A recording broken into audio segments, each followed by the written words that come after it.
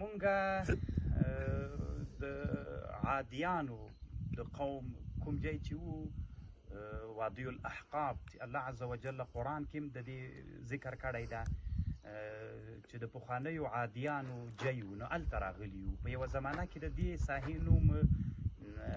احقاب و احقاب ریګونو ته وي نو دا هم ریګستانونه دي او دې قوم چې کله سرکشي وکړله الله عز وجل په دې قوم باندې عذاب راوست بیا دوی ته الله عز وجل یو نبی راولیږه حضرت هود علیه السلام نو دغه ساحه چې ده چې اوس دې ته ظفار وایي او په یوه زمانه کې دا نوم احقابو د عادیانو د قوم نو دا د حضرت هود علیه السلام خبر ده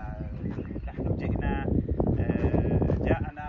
اخونا خالد اسماعیلي الله يبارك فيه دلته راوستلو سالم سعدي بل ملګری ورسره د الله د دوی سره ډېر نو دا حضرت هود علیه السلام قبر ده دا یمن ده پخوانی یمن او حضرموت چې اوس دوی ورته ظفار وایي نو دلته راغلي یو لیدنه مو ترېنه وکړه د حضرت هود علیه السلام خبر به هم یوه